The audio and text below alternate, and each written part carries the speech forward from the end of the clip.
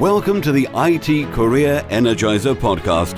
For anyone who wants to build and grow a career in IT, develop and improve your strengths and skills, be inspired and motivated by the successes of others, manage your career progression, and achieve your IT career goals. And now, your host, Phil Burgess.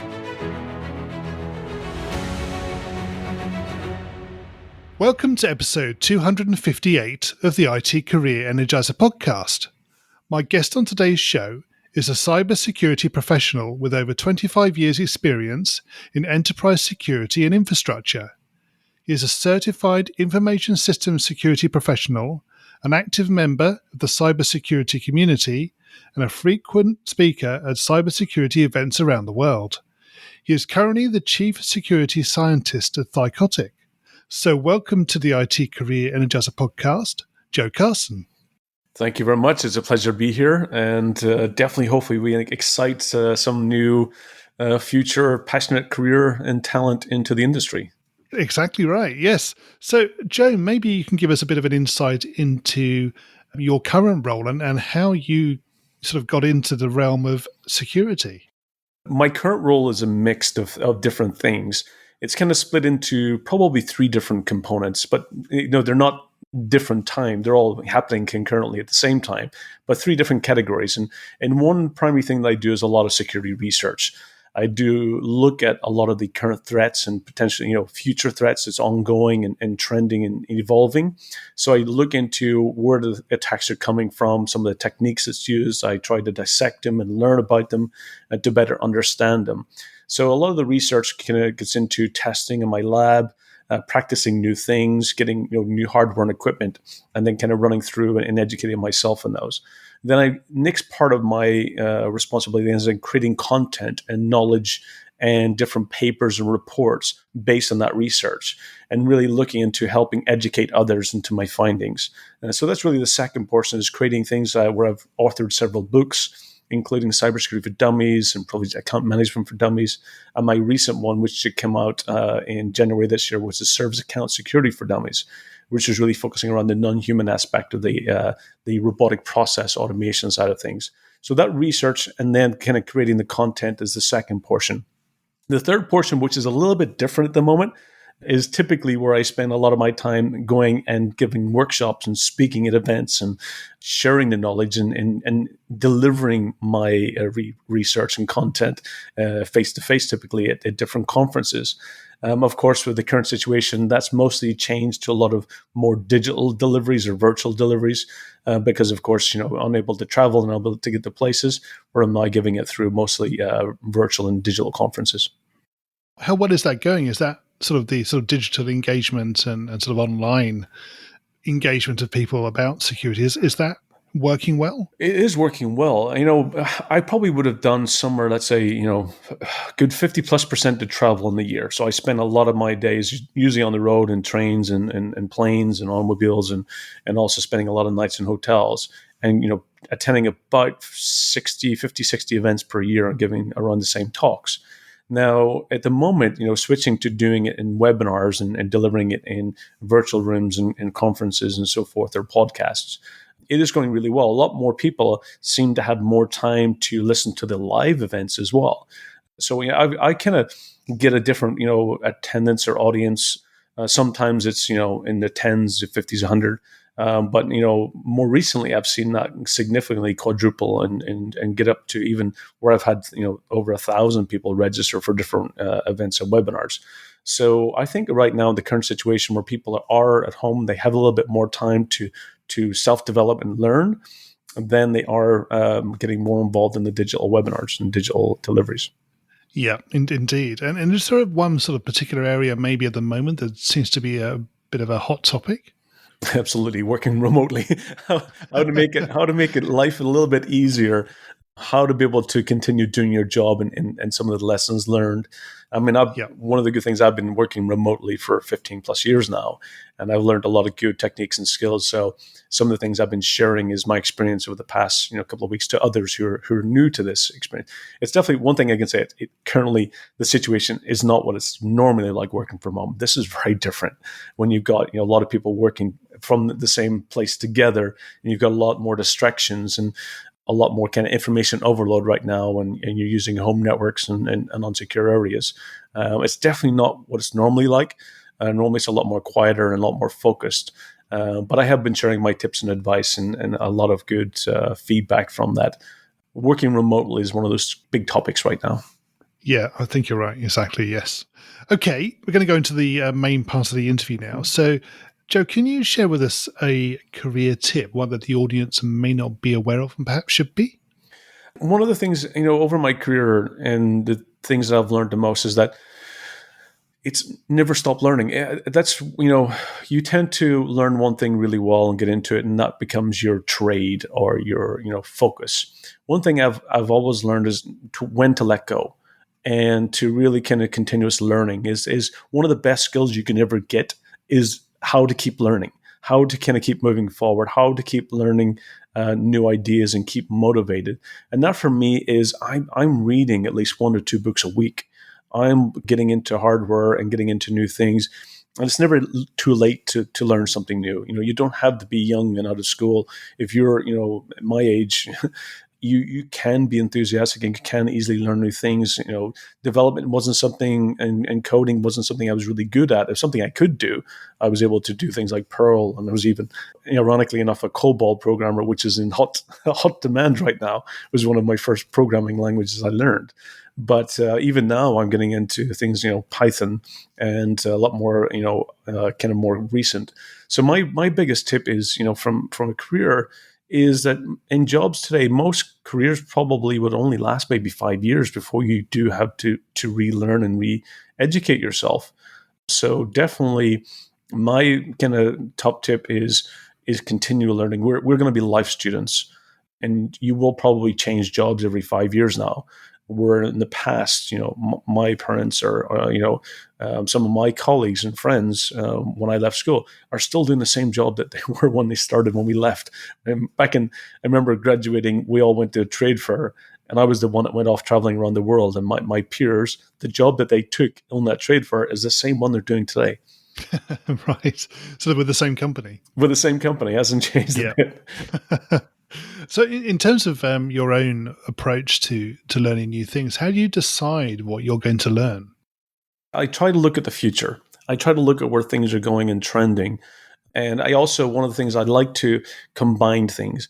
While my job and my career is very focused on, cybersecurity and security industry and all the different kind of vectors that you see from, hardware to software to cloud to, laptops to operating systems, all of those different things I'm kind of learning.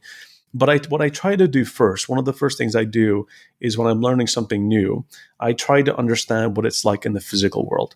So, for example, one of my kind of main jobs is around, passwords and credentials and identity security.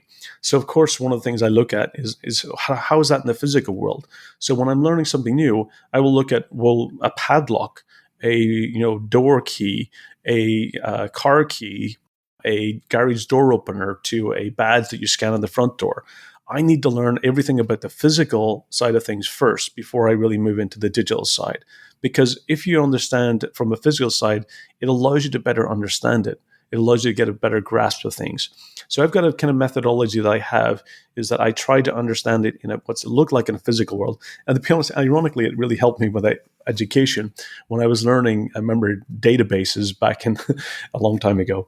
And in order for me to learn databases, me and my college friends and university friends, we looked at what a database looked like in the real world.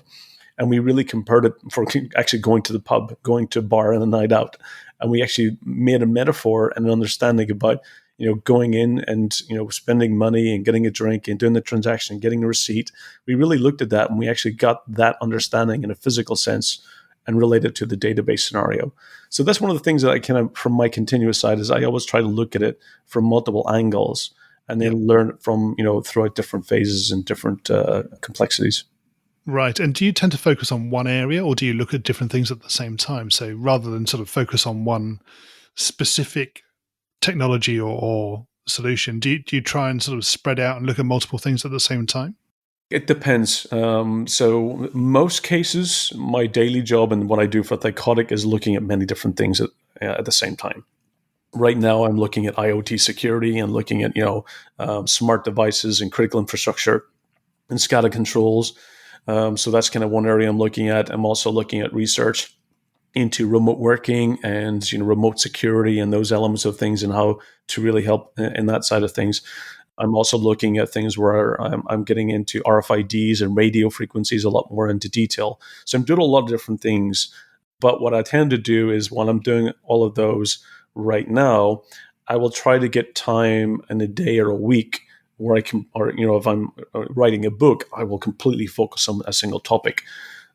So you do have to balance it, because if you're only doing little bits at different times and throughout the same day, you're not going to learn it really well. You're going to become very knowledgeable about the different subjects, but you're not going to become an expert, and you're not going to become really well knowledgeable about the deep side of things.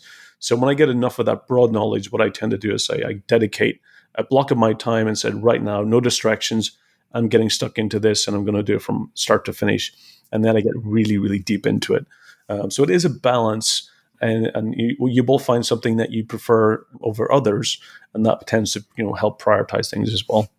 So, Joe, can you tell us about your worst IT career moment and what you learned from that experience? I've got so many over these years. I started my career way back in 1991 in medical records in the hospitals, doing digitalization and transformation. But there's a few that comes to mind, and one significant moment in my career when I was back in 1999. I worked for the Northern Ireland Ambulance Service. And for those critical systems, you're working in systems that are, saving lives, and they're, critical to, if you're not providing your service, you're putting people's lives at risk. And for me, I remember we had an, SLA 23 minutes, and if you didn't meet that SLA, there was a potential of people dying. And at the ambulance service, we were, it was 1999 was Y2K as well. So we're doing preparation and getting ready and patching systems and doing all the Y2K bugs. And one of the main things at the time was that we needed to switch over from a direct phase connection from power from our kind of mini data center that we had. We had mainframes and old McDonnell Douglas terminals and so forth. And we were switching those over to UPS. And, the critical systems, we were responsible for, the emergency call line as well. So we routed things to the police and fire brigade and ambulances. So we kind of were also that routing as well. And one of the main things was that during that power switchover, we had a very short SLA. So we had to get power everything down, switch all the power over to the UPS, and bring all the systems up and running. And I remember going through that scenario, and everything was going to plan, and you're excited, and it was all looking okay. And then it was powering the systems back up. And I remember looking at the dumb terminal, looking at the command prompt, and nothing was happening. There was literally nothing on the screen. And it got to the point where it went past the time that we could actually go and power everything down again and bring it back up within the 23 minutes. And right. I remember you've got a bunch of smart people all looking at each other. And it was that moment in time when no one had an answer. We were all looking at each other going, what do we do? There's like literally nothing we can do. We're in a situation where we were helpless. And that was when I remember fear setting in, thinking that, ultimately you're going to result in somebody losing their life if we didn't get the systems up and running. So we we had to call out into one of our service providers and have them get access back into the server remotely. So doing a dial-up and be able to see if they could see something from their side and see if the systems were responding. And lucky enough, they were. So what we were seeing is that we just couldn't see the screen. Our terminal just didn't have anything on it. Yes. But the systems in the background were running. And I remember, ended up being friggin' a serial cable. And from that point onwards, I never was without an extra spare serial cable in my pocket. And that was, so when you're sitting in that, so it's when those moments, when you're responsible for people's lives and the systems you're there is so critical, that's the moment when you realize how much, importance technology has. And even today, it's really critical to a lot of scenarios. You've got the health service under serious stress, and you've got medical supplies is getting delivered, and you've got logistics and so forth, and you realize even today that the systems running in the background, that the people that's operating those, I have to say thank you, to all those who's making it possible, because they are really making a difference in people's lives and saving lives out there by keeping those systems running. Yeah, exactly. I mean, it's probably worth mentioning while we're talking about it, not quite as serious, but in the middle of your answer just now, we actually had a crash in the software we're using. Absolutely. So I mean, talking about worst IT career moments, maybe not one of them, but it just sort of illustrates the point. It can just happen. Yep, it can happen at any time. I mean, through my career, there's been moments where something's not working, and you just have to sometimes reboot it, which is sometimes the answer. Exactly right. Yeah, good. Okay, and sort of hopefully a little bit of a more positive story. Can you tell us about your IT career highlight? I mean, there's been several moments where I've really, had, I've been a multi-award winner in security globally. Some of the highest awards you can get, and that's always a recognition for your achievement and what your contribution is. It's showing that people appreciate the things you're doing. But there's been probably two highlights in my career that really kind of bring it home. And I remember a few years ago getting asked to do a TEDx talk. And for me, at the moment, I mean, I'm always running it. I'm always going super fast. So sometimes I never get the moment to sit back and appreciate what I do. Sometimes I don't even, I've already finished something. I deliver a book and I'm already onto something else. And even when I authored books, I never got the physical copy for like 6 or 7 months after it was already out, because I'm already focused on the next thing. But the TEDx talk, what I ended up doing was I was really busy at the time.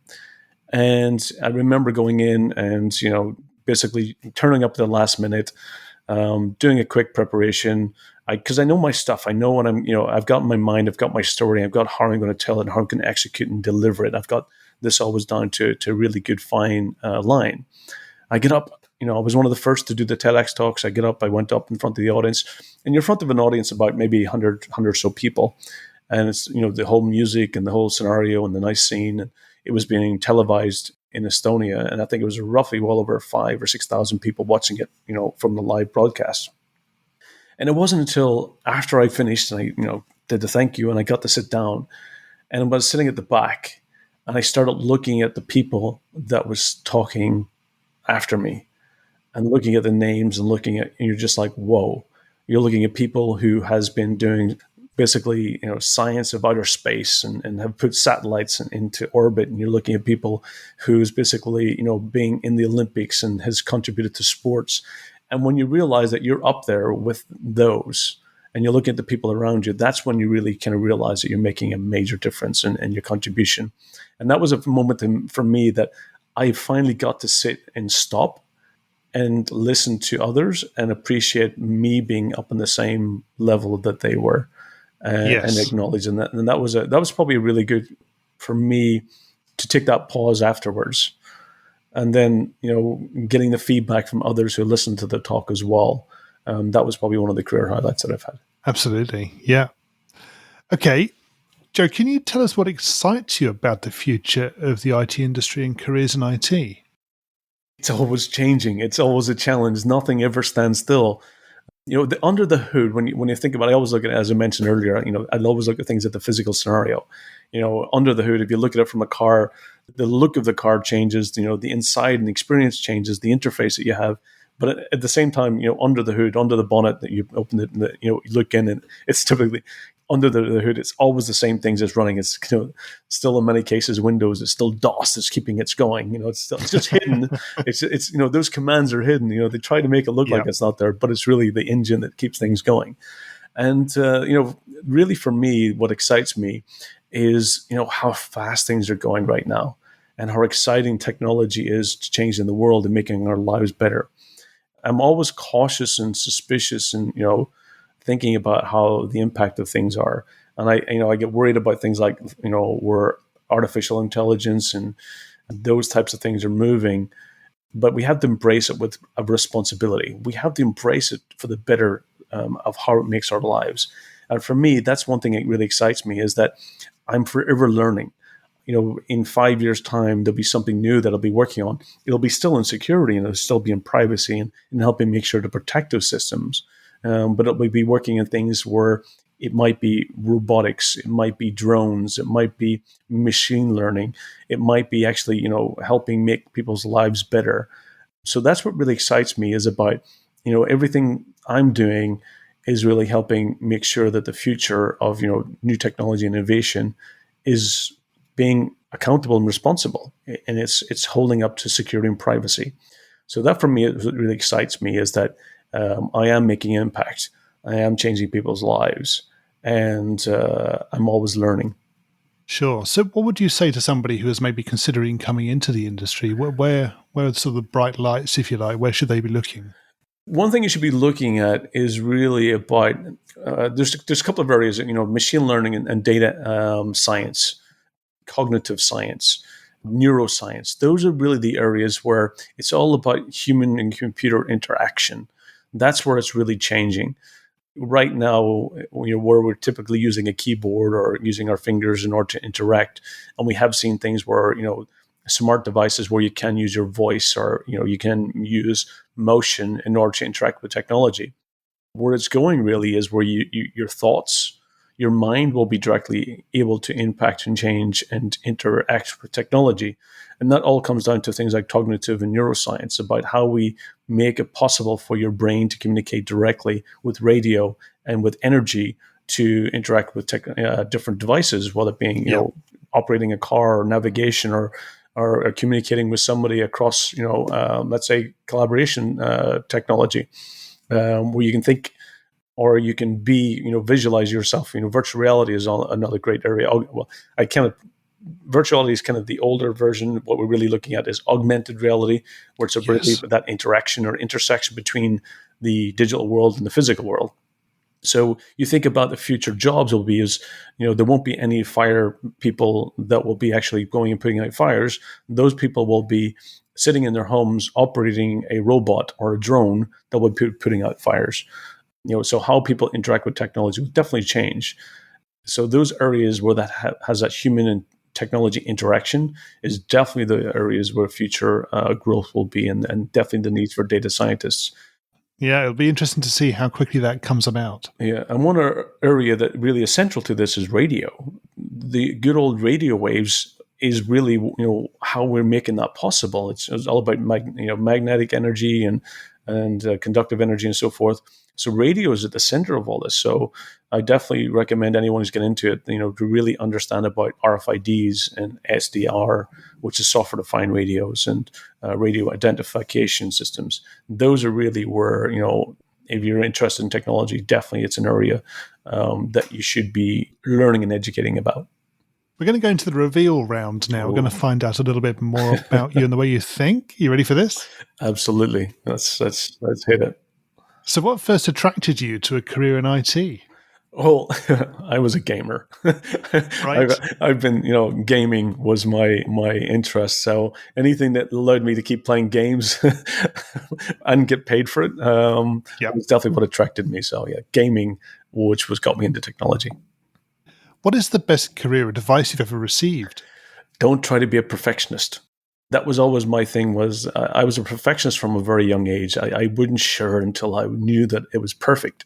I wouldn't share with anyone until I'd done my, verified that everything was correct. Yep. And a very good mentor of mine said to me, "Don't be a perfectionist. Just let people know that it's still a work in progress, and reveal it early and share early. Because the more you get feedback, the more you get input, helps you even make it better. So don't try to be a perfectionist, and don't be afraid to share and ask for advice." And what is the worst career advice you've ever received? That I would need to relocate in order to actually be successful. And in today's world, I disagree. I think you can work remotely no matter where you are in the world. I don't have to have my manager sitting across from me to know that I'm doing a good job. Forcing people to change their environment and lifestyle for a job where they can easily do it remotely should not be the advice people should be giving.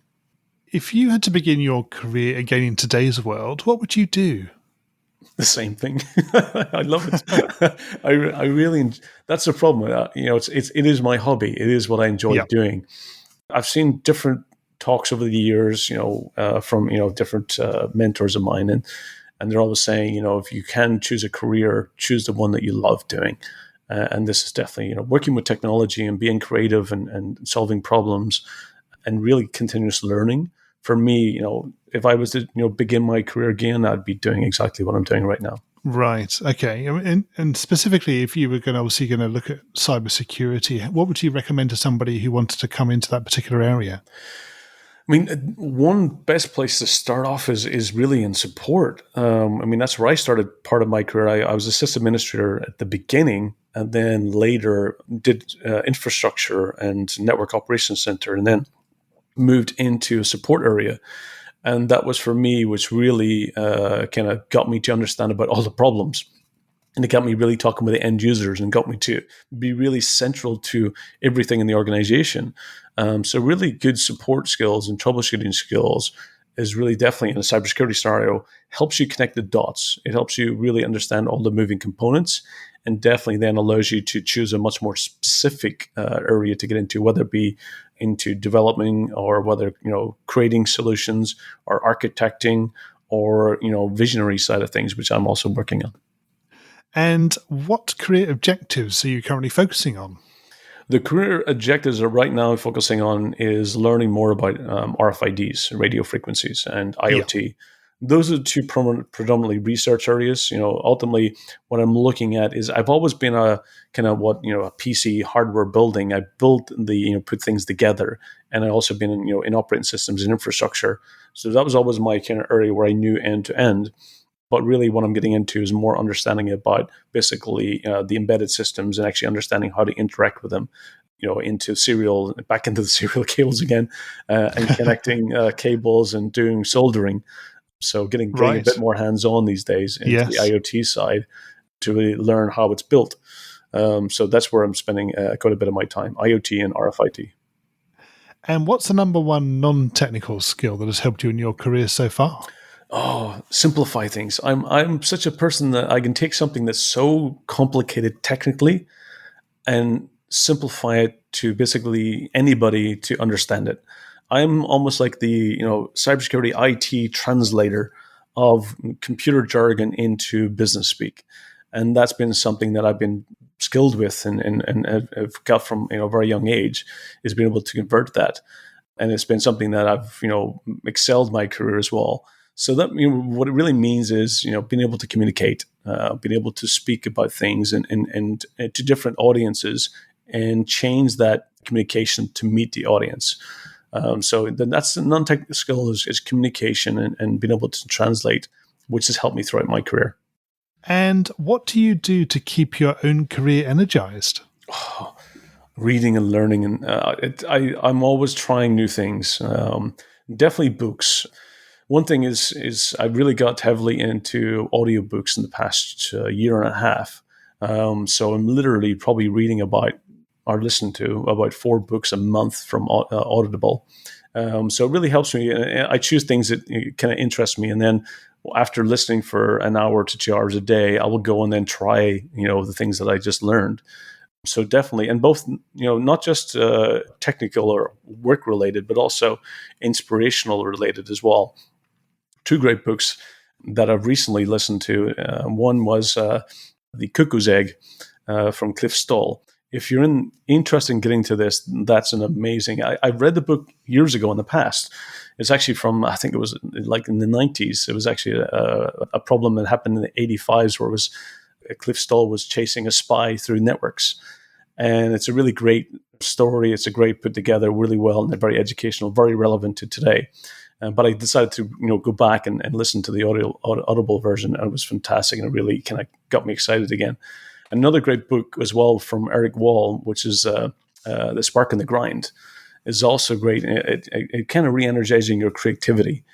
So that's something, also making sure you focus on yourself before you focus on other people as well. So that's where definitely, creativity and making sure that your health and your focus and your communication is all centered.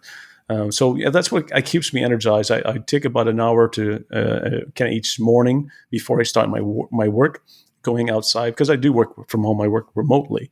So it's important to separate your personal to work side. So that's my transition, is taking that walk in the morning, listen to a book, learning something new, trying it out when I get back to the office, and keeping myself excited and always learning.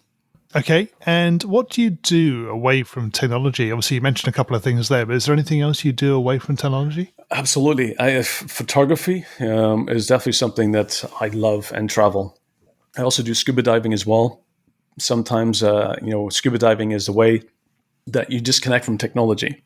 It allows you to go into the water, and the only thing you have is your hand signals. Yeah. And that's a great way just to get into your own mind and just think and just observe.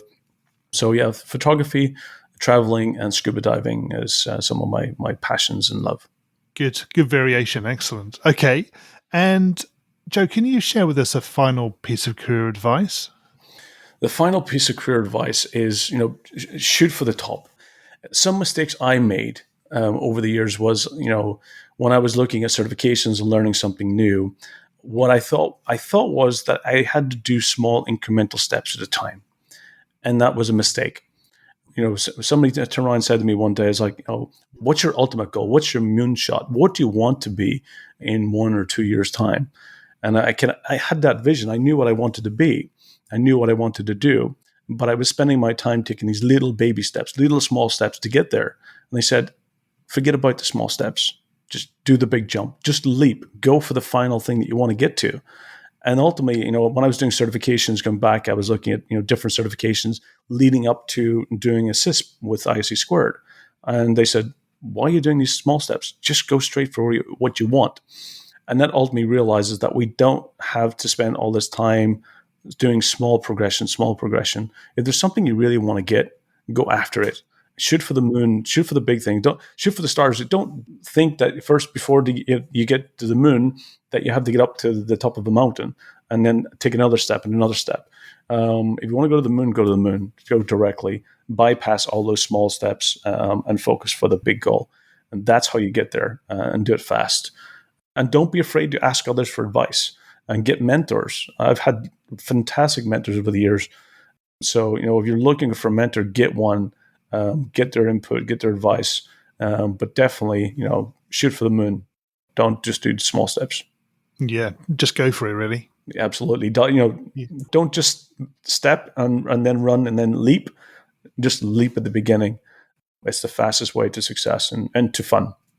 Okay. Joe, can you tell us how we can find out more about you and connect with you? Absolutely. I mean, I'm easily findable on LinkedIn, that's for sure. So you just type in Joseph Carson. I'm pretty much on the top of the list there, and probably the only Joseph Carson in Estonia. So that's for sure. You'll definitely see me there with my picture of the books. And another place that I do frequently share my kind of currently activity on is on Twitter. So you can find me at Joe_Carson on Twitter. From a kind of website perspective, Thycotic.com. I'm a frequent blogger there, so if you're interested in learning about some of my best practices, such as working from home, some of the security best practices, or even getting a copy of my books that I've authored, 4 of them now, and currently working on the 5th one. So you can get those from Thycotic.com. I think it's /resources. You'll find them there. So those are probably the easiest way to stay in contact with me, and anyone who wants any advice or lessons learned, always feel to reach out. I'm very approachable. Excellent. Thank you, Joe. And thank you so much for joining me on the podcast today. It's been great chatting with you. Absolutely. It's a pleasure. And hopefully, people will get some great inspiration and take a career. IT and security is something that's growing and we need more people into, and it is fun. The journey, you make it, enjoy the journey, enjoy the participation, enjoy the path, because that's what really it's all about. Hi, Phil here again. Well, I hope you enjoyed my conversation with today's guest. You can find full show notes on the website at itcareerenergizer.com/e and the number of the episode you've been listening to. If you haven't already subscribed to the show, please make sure that you do so that you get episodes automatically downloaded to your device every Monday. Thanks for listening and have a great week. Thanks for listening to the IT Career Energizer podcast. To find out more about building a successful career in IT, Visit itcareerenergizer.com.